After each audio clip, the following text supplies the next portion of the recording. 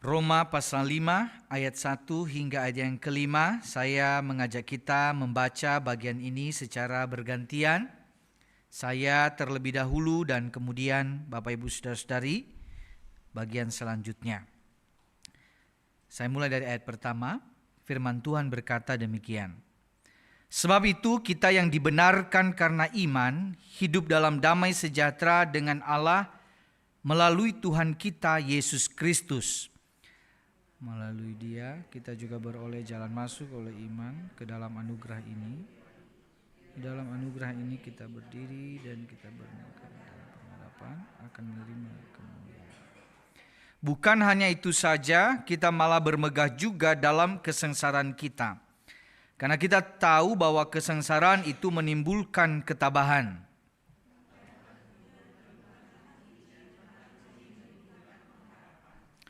Pengharapan tidak mengecewakan karena kasih Allah telah dicurahkan ke dalam hati kita oleh Roh Kudus yang telah dikaruniakan kepada kita. Sedemikian jauh pembacaan firman Tuhan Bapak Ibu Saudara-saudari. Saya mau tanya Bapak Ibu, pernah kesal sama seseorang? Pernah?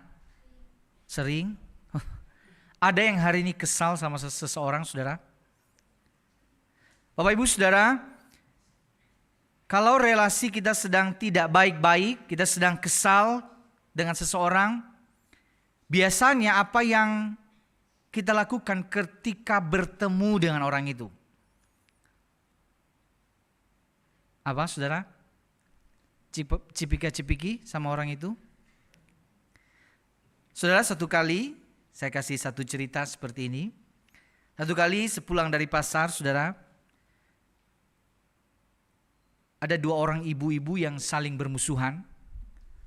Kemudian tanpa disengaja mereka bertemu di satu gang sempit dan cuma itu satu-satunya jalan, saudara. Gak ada jalan lain, gak bisa belok-belok lagi. Mau tidak mau berpapasan. Karena saudara, karena mereka bermusuhan, belum berdamai, maka waktu mereka berpapasan, apa yang mereka lakukan? Buang muka, saudara, lihat tembok. Dalam hati berkata, lebih indah tembok ini daripada wajah orang itu.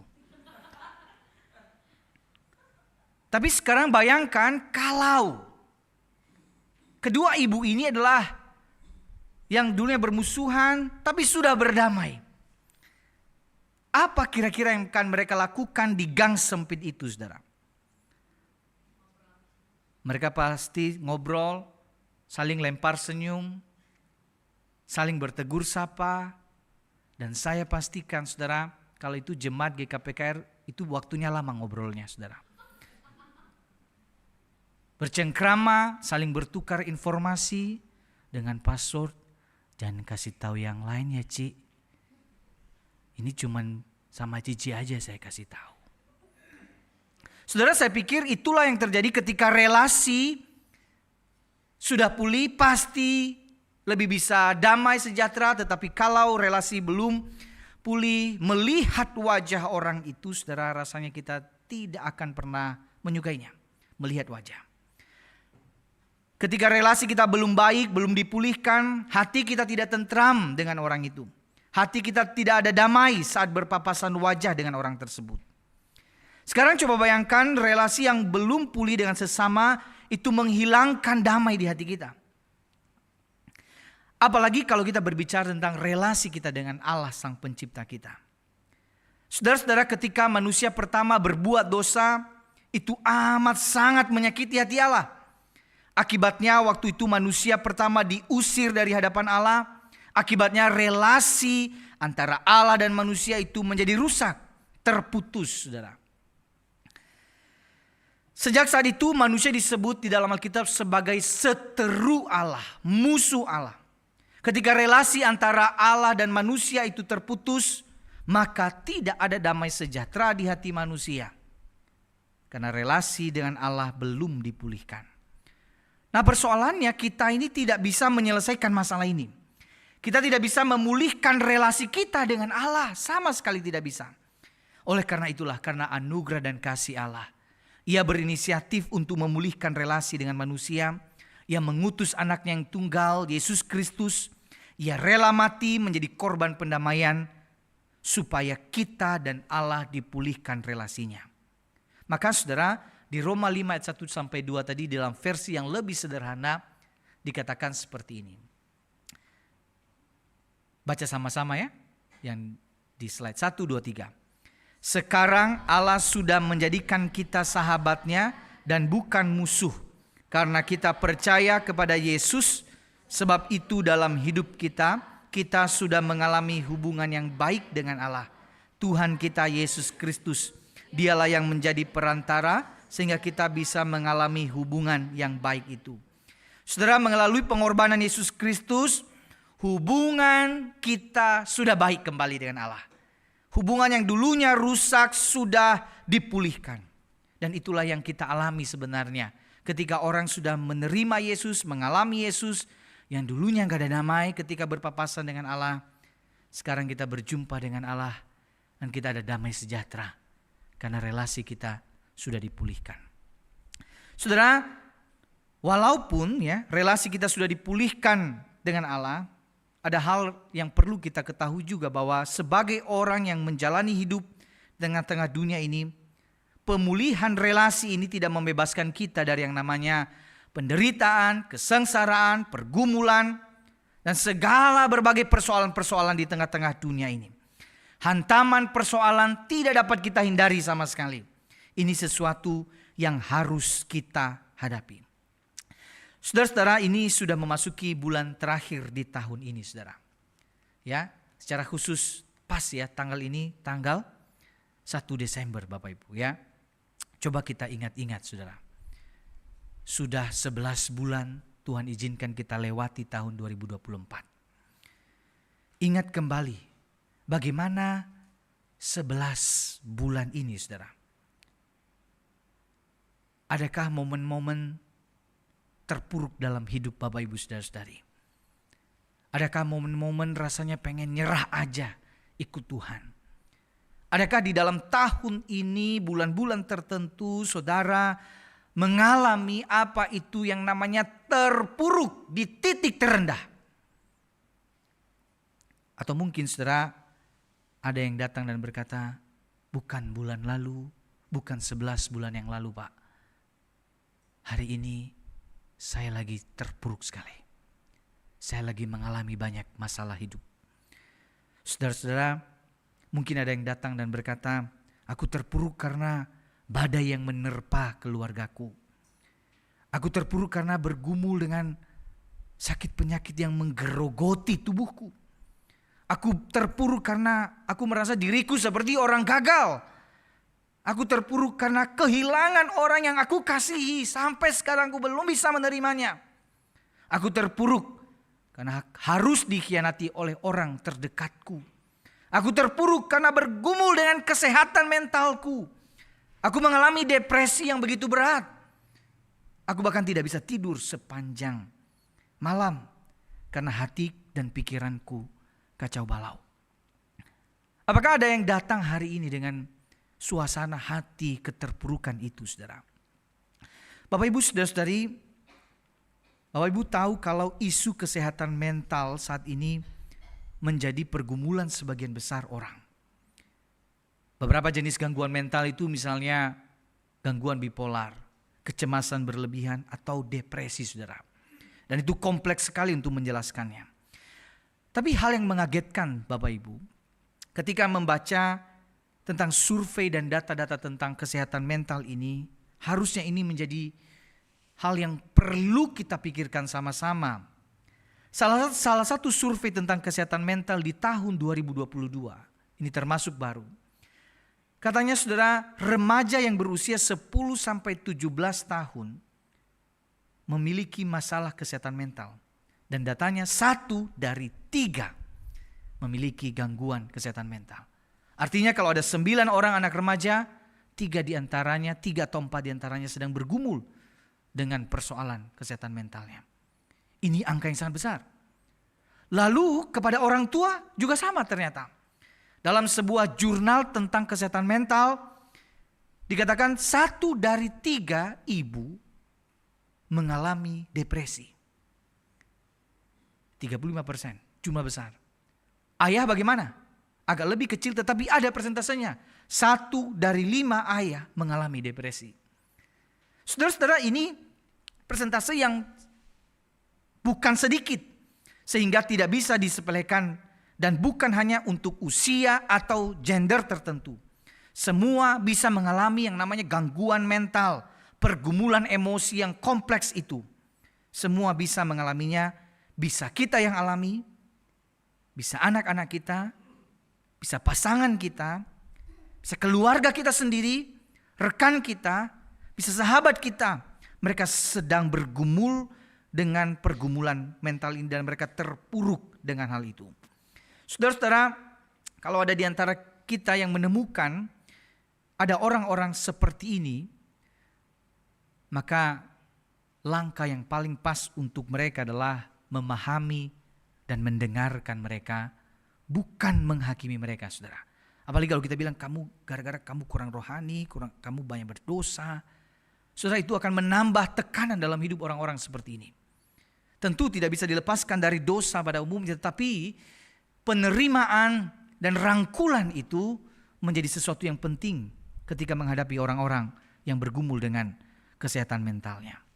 Saudara-saudara, perlakukanlah orang yang mengalami gangguan mental seperti orang yang mengalami sakit fisik pada umumnya.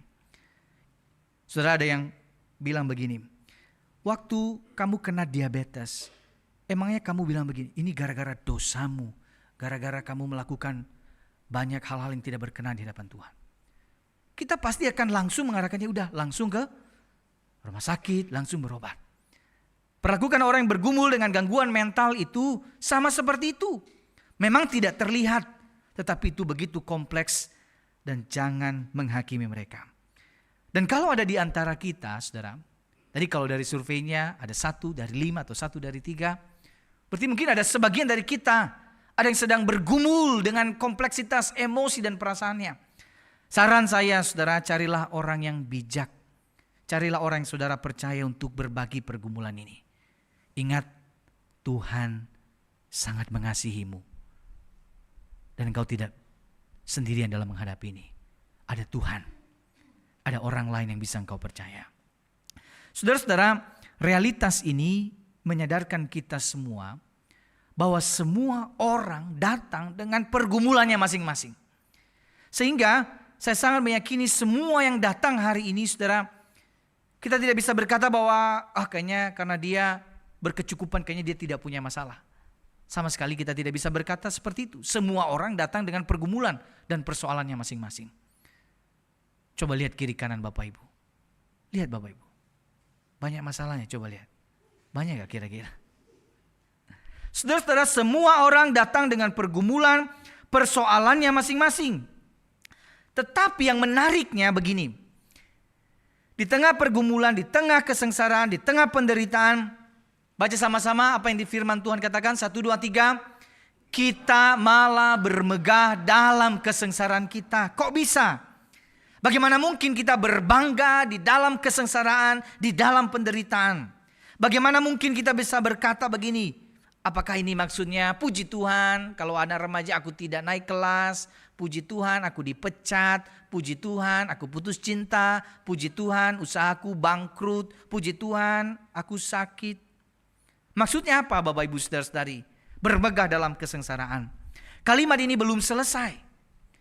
Lanjutannya, kita malah bermegah juga dalam kesengsaraan kita. Kesengsaraan itu menimbulkan ketabahan. Ketabahan menimbulkan tahan uji. Dan tahan uji menimbulkan pengharapan. Maksudnya kesengsaraan itu, masalah itu, pergumulan itu bisa membawa orang makin terpuruk, makin kecewa, makin putus asa. Tetapi orang yang punya pengharapan dan iman kepada Yesus Kristus yang sudah alami pemulihan relasi dengan Allah itu, saudara, dapat melihat kesengsaraan sebagai latihan ujian iman. Dan untuk menguji seberapa kokoh iman seseorang, maka dia melewati jalan kesengsaraan. Lalu kemudian dilanjutkan seperti ini, saudara. Kita malah bermegah dalam kesengsaraan, kesengsaraan menimbulkan ketabahan, ketabahan menimbulkan tahan uji menimbulkan pengharapan, dan pengharapan tidak mengecewakan karena kasih Allah telah dicurahkan dalam hati kita oleh Roh Kudus yang telah dikaruniakan kepada kita.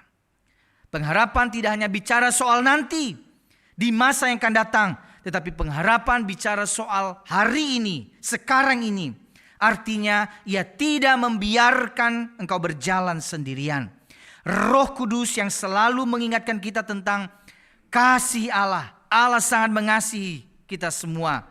Sehingga walaupun banyak masalah, walaupun banyak pergumulan, kita tetap tabah. Kita tahan uji. Dan kita punya pengharapan. Karena kita tahu ujungnya pasti indah. Bersama dengan Allah. Saudara, pas banget hari ini tanggal 1, saudara. Tanggal 1 disebut sebagai tanggal muda, Bapak Ibu ya. Nah, katanya ada 3 jenis orang berdasarkan tanggal. Ada orang di tanggal muda, wajahnya tanggal muda, saudara. Karena orang ini baru gajian, ya, jadi wajahnya sumringah. Orang yang kedua di tanggal tua, tapi wajahnya tetap tanggal muda. Orang ini disebut orang yang punya pengharapan. Nah, tapi ada orang yang ketiga, saudara.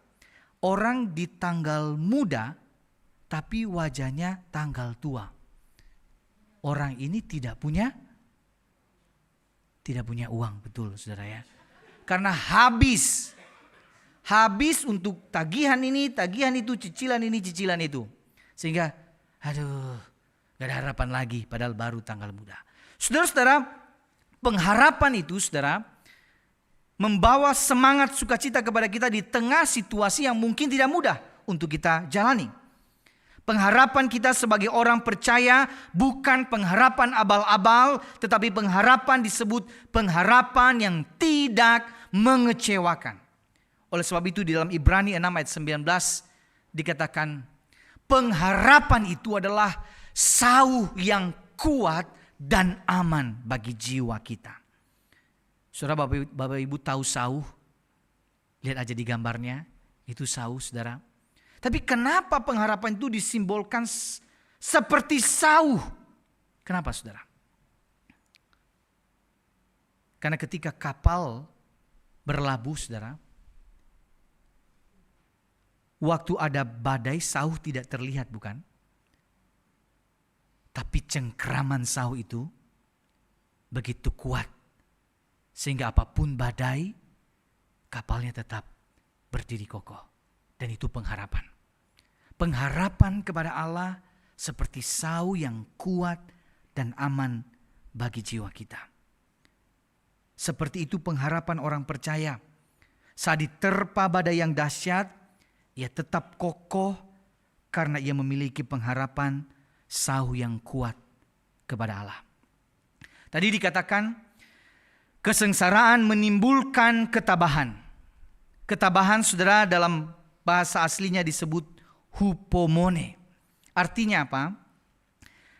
Artinya memiliki daya tahan, ketekunan, kesabaran, keteguhan, sabar menunggu, dan ini sering dikaitkan dengan nilai-nilai keberanian. Dan ini indah sekali.